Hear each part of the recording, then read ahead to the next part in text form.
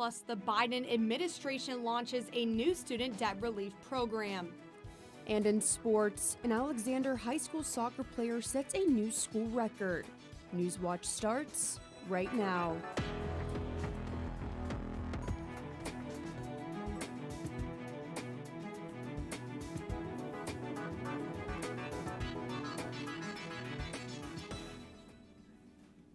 Good evening, I'm Reese Thompson. And I'm Madison Moore. Welcome to Newswatch, your source for news impacting southeastern Ohio.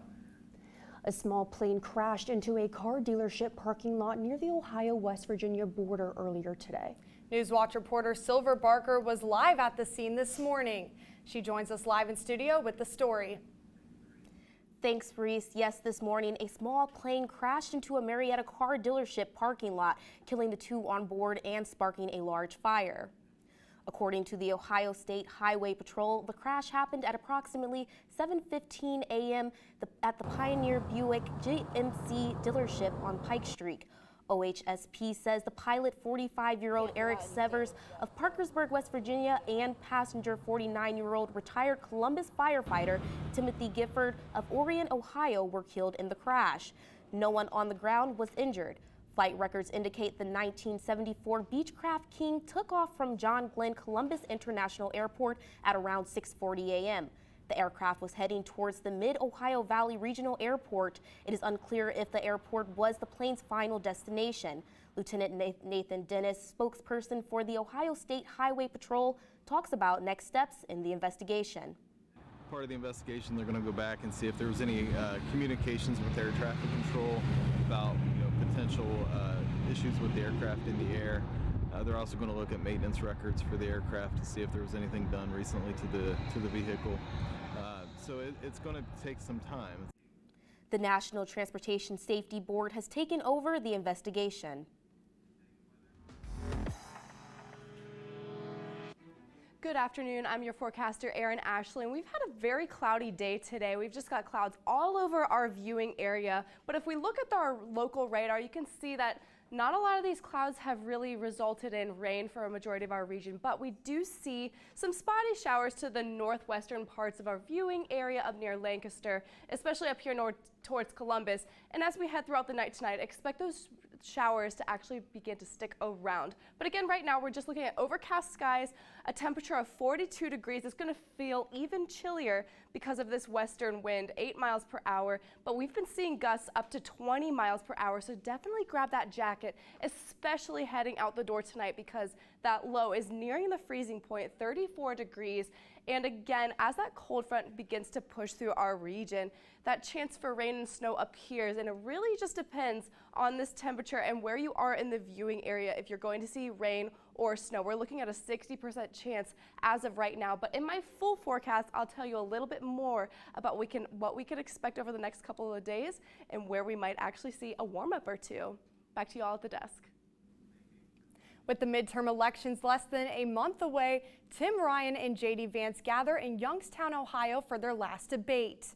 Last night, the candidates were asked a variety of questions from inflation to immigration. Newswatch reporter Andre Norrells recaps the debate and tells us about the key highlights. Shameful for you to accuse me My of that. turn, pal. My turn. Oh, buddy, My your turn. turn.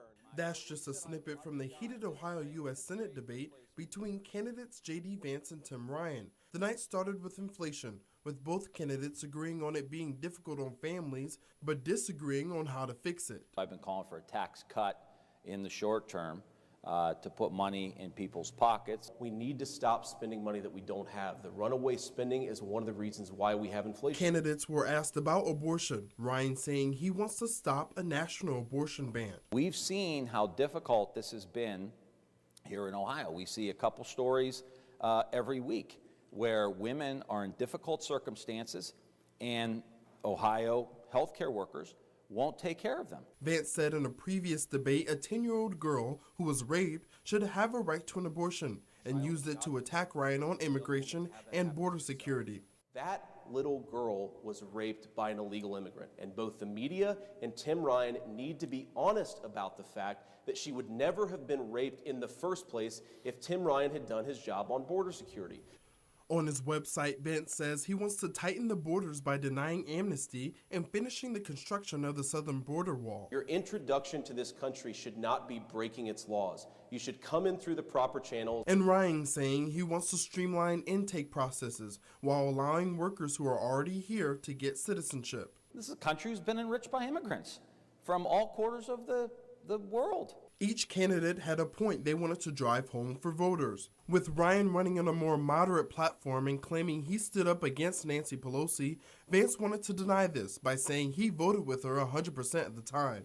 This guy goes on national TV and says, I love Nancy Pelosi, and has the audacity of accusing me of kissing anyone's rear end. It's pretty rich. And Ryan saying Vance is a part of the extremists who believe in the Great Replacement theory. I think it is grounded in some of the most racially divisive writings in the history of the world. The debate began drawing to a close with personal attacks after Vance accused Ryan of being the reason for negative comments toward his family. But you're so desperate not to have a real job that you'll slander me and slander my family. It's disgraceful. Thank you, Mr. Vance. Ryan says that's not the case. I think I struck a nerve. I think I struck a nerve. I would never talk about your family. So don't try to spin this because you don't want to talk about the fact that you're with the extremists. At the end of the night, even with all the bickering, the candidates met in the middle to shake hands. For Newswatch, I'm Andre Norrells. Early voting is happening now. If you would like to vote early, you can do that at the Athens County Board of Elections. The Ohio Supreme Court is claiming the current congressional map is unconstitutionally gerrymandered. Ohio Republican leaders sent an appeal to the U.S. Supreme Court to enact the congressional district map. Ohio's Republican House Speaker and Senate President are arguing that based on the Constitution's Elections Clause, state courts cannot enforce state constitutional provisions that limit the legislator's power to regulate congressional elections. Republican leaders' appeal says the Ohio Supreme Court does not have the ability to limit lawmakers' power in regulating congressional elections, and that the Ohio Supreme Court was wrong in adding more parameters to the map-making process in its ruling. Absentee ballot applications received today are showing a 4.4% increase compared to the previous gubernatorial statewide election in 2018, according to Ohio Secretary of State Frank LaRose. Ohioans have requested just over 800,000 absentee ballots to date. The Ironton Tribune reports that Summit County leads the state with the largest increases of absentee ballots compared to 2018 by total number, with over 6,600 more absentee ballots. Ohio's early voting period is 21% longer than the national average. Therefore, voters will benefit from nearly 200 hours of early voting opportunities. Ohio is one of the 19 states that allows voting on a Saturday and one of just 6 states to allow early voting on a Sunday. Vandalism looms over Belpre, Ohio, with the upcoming city school levy vote, causing people to steal signs. Signs for and against the levy are both being stolen. Those for the levy are wanting renovations and improved facilities for the school district, while those against it do not want to see an increase on their tax bill. Belpre Chief of Police MP Stump says police will be patrolling and paying extra attention for these crimes during the levy season and will prosecute anyone damaging or stealing the property of another. Belpre City School Superintendent Jeff Greenlee says voters on both sides must stay kind and respectful to each other while staying informed on the ongoing issues. Greenlee also says the school district is looking to stay neutral during this time. However, they are paying attention to the concerns on both sides of the levy issue. Coming up after the break, what the new student loan forgiveness plan is, who qualifies, and how to apply, and why Ukrainians may face an uncertain winter. These stories and more when Newswatch returns. For some teams, it's win and you're in. And for others, conference titles are on the line. This Friday, the Wheelersburg Pirates travel to Portsmouth West to battle the Senators for the SOC2 crown. The new Lexington Panthers head to Sheridan to test the Generals in a heated NBL cross-conference rivalry. The St. Clairsville Red Devils and the Cambridge Bobcats will face off for the Buckeye 8 title game. So join us on Friday night at 11:30 p.m. on WOUB. And remember, there's nothing better than Friday nights and Gridiron Glory. WOUB is recognizing members of our Cornerstone Society. The Cornerstone Society is a group that wants to ensure the future of public media in our region. It includes people across our area who value news, entertainment, and cultural programming, as well as the educational services WOUB provides. Also included are graduates of Ohio University who took part in the WOUB Student Professional Development Program. Thanks to the Cornerstone Society for their generous support. To learn how you can be involved, email woub@woub.org. Next time on Antiques Roadshow, we're taking a look at what we found in Grand Rapids, Michigan. Some discoveries were small. How long have you had these little pigs? Probably 20 years. Some were even smaller. So let's see if we can find a little pinhole. Yeah, a little pinprick right here. But which ones were grand? Find out next time on Antiques Roadshow, Vintage Grand Rapids, Hour 2. Monday at 8 on WOUB. My wife and I are raising 2 young boys, Gideon and Monarch. We're a total PBS Kids family. We love, especially Gideon, Peg plus Cat, and Daniel Tiger. Monarch, he's really into animals, so we usually watch Dinosaur Train or Wild Kratts. He was so much into Wild Kratts, I had to get a membership to the zoo. PBS Kids shows us the world we can go out and explore together. And it brings us together as a family, and I really value that.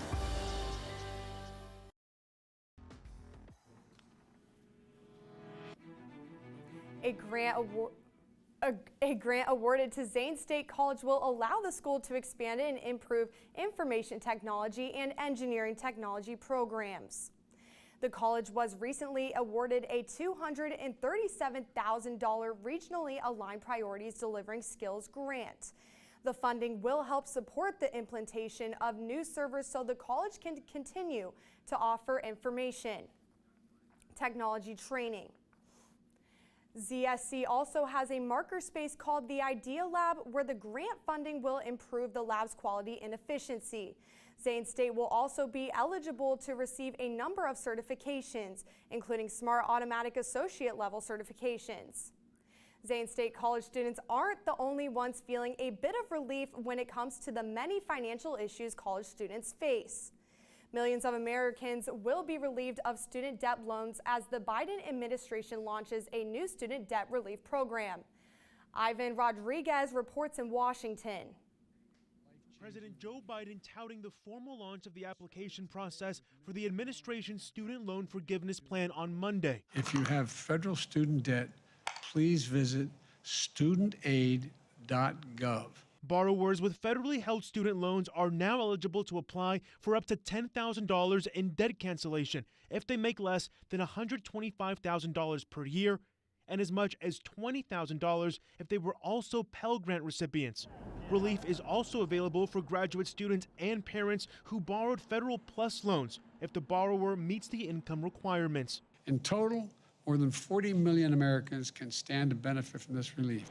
The Department of Education says it will email at least 8 million borrowers who will be considered for debt relief but don't need to apply because the department already has their income information. This phase of the administration's debt cancellation program is building onto a pandemic-era pause in federal student loan repayment that is set to restart in January. The Department of Education has told us that if you apply for debt cancellation by the middle of November, you'll be able to get your student debt canceled before payments restart. Advocates say this is an important move toward easing the financial burden of higher education on Americans. We look at this application as the first step towards not only unleashing the full potential of borrowers and students and parents, but of the entire economy. Borrowers looking for relief have until December 31st, 2023 to apply. In Washington, I'm Ivan Rodriguez. The Biden administration is also continuing its commitment to Ukraine. Despite this effort, thousands of Ukrainians face life without running water and electricity as Russia targets critical infrastructure across the country. Chris Wynn has the story. As winter nears, people across Ukraine are bracing for more catastrophe and uncertainty. The country's energy infrastructure came under renewed Russian attacks Tuesday, including a wave of strikes on critical facilities in the capital city of Kyiv. Ukraine's president says 30% of the country's power stations have been destroyed in just over a week, prompting residents to restrict their use of electricity and water. Putin want to kill us, and all Ukrainians, we want to live. Putin want to wipe us from the world map, and we want to have our own state. The death toll in Kyiv continues to rise following Russian attacks in recent days with Iranian-made kamikaze drones. Mr. Putin's army is hollow right now. They didn't come into this hollow, but they're hollowed now, both from equipment and increasingly from a personnel standpoint. The Russian army not only dealing with increasing problems on the battlefield, but also at home. At least 14 people died Monday after a Russian fighter jet crashed into an apartment building in the southern town of Yeysk during a training exercise. This war can end today. This is a war that can end right now today if Vladimir Putin wants it to. This is his war. He started this war. Meanwhile, in a first, human rights officials from both Ukraine and Russia met Monday during a prisoner of war exchange between the two sides. In Washington, I'm Chris Wynn. Russia's series of attacks on Ukraine comes as Ukrainian President Zelensky continues its push for U.S. aid. The Biden administration is expected to continue its support for Ukraine in the coming months. How you can help protect yourself online. That story's still ahead. We've seen some really cool temperatures. I'll talk about how we might climb back up to those summer conditions this weekend after the break, but meanwhile, check us out on social media on YouTube, Instagram, and Twitter.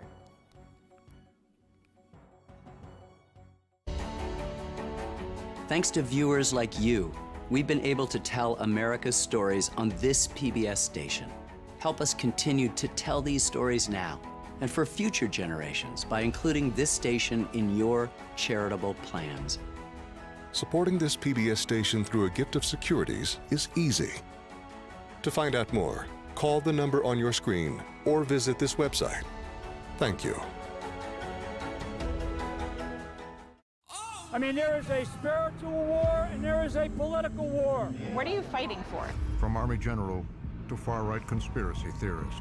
Michael Flynn has emerged as a martyr for the Christian nationalist movement. They're godless, they're soulless. The battle for the soul of America, using the church as a tool. In collaboration with the Associated Press. I consider Michael Flynn one of the most dangerous individuals in America today.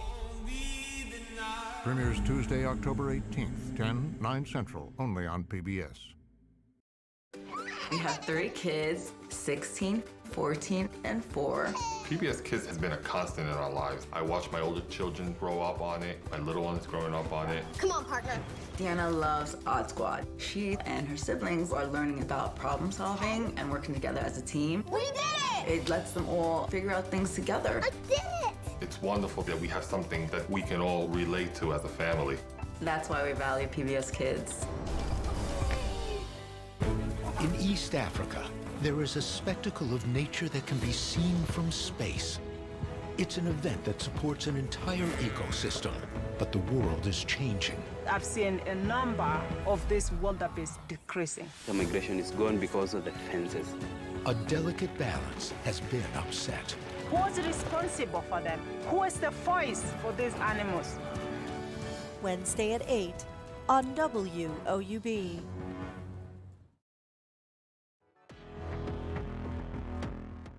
Welcome back to Newswatch. We just had a cold front that moved over our region overnight into today, and that with it brought very brisk temperatures, especially overnight. We saw very freezing temperatures actually, and that has since moved out towards the east, allowing us to kind of open up the skies a little bit, but with it, it actually brought a chance for showers today, 30%, and there's some brisk temperatures in the upper 40s from the majority of our viewing area, and overnight lows got really close to freezing, and that's actually expected to continue overnight tonight. All those clouds that we've been seeing throughout the day today may or may not mean rain for our region. Again, we're sitting at 30% chance of rain showers. And as you can see on our radar, it's really coming up from the north down into our viewing area. Again, very patchy showers. Again, 30% chance. And as that temperature drops to closer towards the freezing point, 34 degrees, you may or may not see a chance for snow as those clouds in that system kind of pushes through our region. It really just depends on this temperature though, because you may or may not see rain depending on how freezing it is. So make sure that you bundle up tonight and you allow yourself some extra time out the door tomorrow, because again, we are seeing a chance for some mixed precipitation over our entire viewing area. Again, can be attributed to that low pressure system that is just dominating over us as well. We see this translate into tomorrow, a chance of rain and snow. Again, really just depends on that temperature. We're looking at a high of 49 degrees, and that low will get below freezing. So again, make sure we're bundling up. You might want to break out the hat and the gloves and the scarf, because again, we are seeing some winds with this system, and this will persist throughout the night tomorrow as well. And by Thursday, though, we are expected to see conditions begin to dry up, and by the time the weekend approaches, we're starting to see a really quick warm up. Friday, we are seeing a high of 64 degrees, and by the time it hits Sunday, we're looking at the low 70s. Very, very unusual for this time of year. It's almost summer-like, honestly, as that high pressure kind of moves into our region. And by early next week, those temperatures will stick around in the lower 70s. You will want to take advantage of these beautiful conditions as soon as that chance for rain and snow really pushes out of the region heading into Thursday, because again, this weekend will be nothing but beautiful conditions for here in Southeast Ohio. Reese? Thanks, Erin. Protecting your personal information online requires constant vigilance. At Ohio University's Data Security Day 2022, experts discuss within a one-day conference how internet users can be protected from cyber attacks. As our lives shift more and more online, cybersecurity has become a major issue affecting everyone. To discuss measures of data protection on the internet, stakeholders and professionals gathered at Ohio University for Data Security Day. So October is Cybersecurity Awareness Month. We've been celebrating this since 2003. It's a way for us to take an effort to engage with our community about information security awareness. A lack of cybersecurity can cause the loss of sensitive private information, but may also cause financial damage. According to the FBI, internet crime victims have lost $4.2 billion in 2020. Many cyber attacks start with an email. It wants you to click, give your username and your password so they can access your account. Experts recommend being especially careful with emails that don't use your name, ask for large amounts of money, or contain external links. Make sure the link goes to where it's claiming to be and validate if you trust that source or not. You could do additional searches on the web. It is also important to make sure you use strong, unique passwords. That's where a good password manager like LastPass comes into play. That will help you organize your passwords, create passwords for you, and reduce the risk of reusing passwords. Overall, it is essential to remain attentive at all times. Just to be alert, be vigilant, stay safe, think before you click. Reporting for Newswatch, I'm Eva Christiansen. An Alexander High School athlete has set numerous school records, but he says he's still not satisfied. Find out why when we return. I mean, there is a spiritual war and there is a political war. What are you fighting for? From Army General to far-right conspiracy theorist. Michael Flynn has emerged as a martyr for the Christian nationalist movement. Godless, they're soulless. The battle for the soul of America, using the church as a tool. In collaboration with the Associated Press. I consider Michael Flynn one of the most dangerous individuals in America today. Premieres Tuesday, October 18th, 10, 9 Central, only on PBS. We have 3 kids, 16, 14, and 4. PBS Kids has been a constant in our lives. I watch my older children grow up on it, my little ones growing up on it. Come on, partner. Deanna loves Odd Squad. She and her siblings are learning about problem solving and working together as a team. We did it! It lets them all figure out things together. I did it! It's wonderful that we have something that we can all relate to as a family. That's why we value PBS Kids. On Secrets of the Dead, the first major archaeological dig at Pompeii in decades. Stunning discoveries. The new chariot, it's the Lamborghini of this ancient world. And a deeper understanding of the doomed city's population. Our main interest is the life world of these people. Last Days of Pompeii on Secrets of the Dead. Wednesday at 10 on WOUB. My wife and I are raising 2 young boys, Gideon and Monarch. We're a total PBS Kids family. We love, especially Gideon, Peg plus Cat, and Daniel Tiger. Monarch, he's really into animals. So we usually watch Dinosaur Train or Wildcrats. He was so much into Wildcrats, I had to get a membership to the zoo. PBS Kids shows us the world we can go out and explore together. And it brings us together as a family. And I really value that.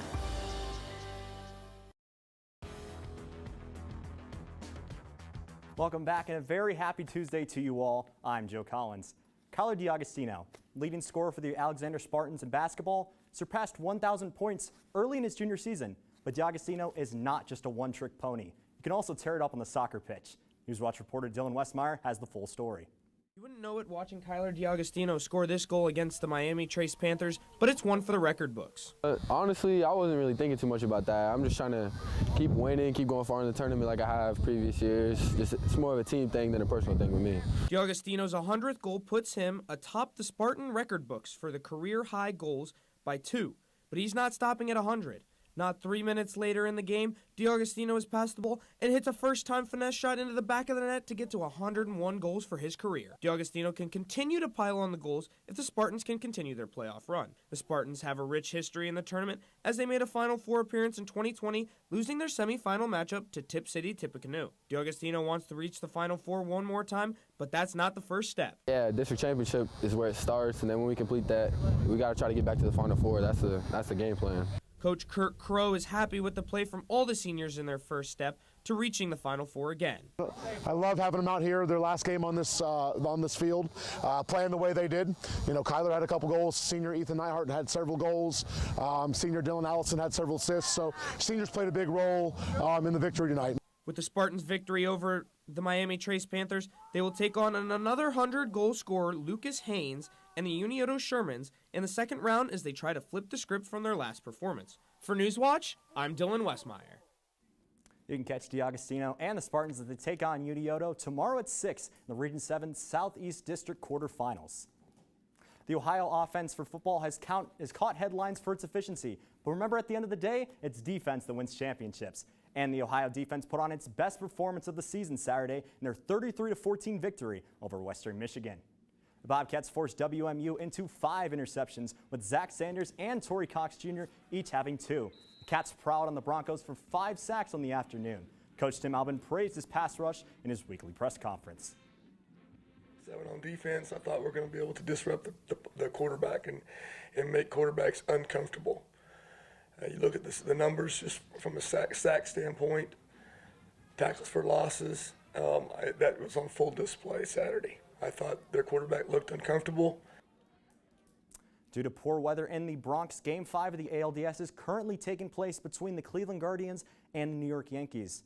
As of right now, the Yankees currently lead this one 5-1 in the 8th inning. The Yankees put up 3 runs in the first thanks to a 3-run home run by Giancarlo Stanton.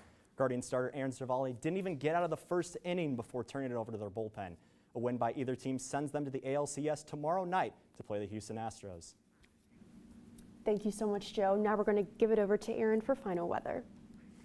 Thank you, Madison. And just a quick reminder that we are tracking a chance for rain or snow overnight tonight and tomorrow morning. It allows for very slippery conditions, so make sure that you're planning accordingly and allowing yourself some extra travel time tonight. But by this weekend, all of that means we are pushing through to some sunny skies, some really nice temperatures in the low 70s. But again, we have to get through today first.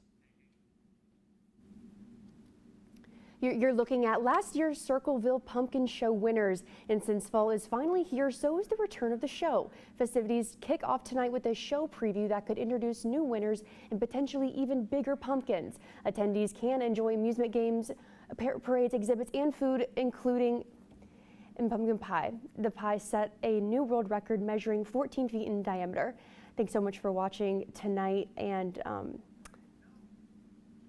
that does it for our broadcast this evening. Thanks for watching. For everyone here at Newswatch, I'm Madison Moore. And I'm Reese Thompson. Stay tuned for the PBS News Hour coming up next. And remember, you can find the latest news anytime at WOUB.org.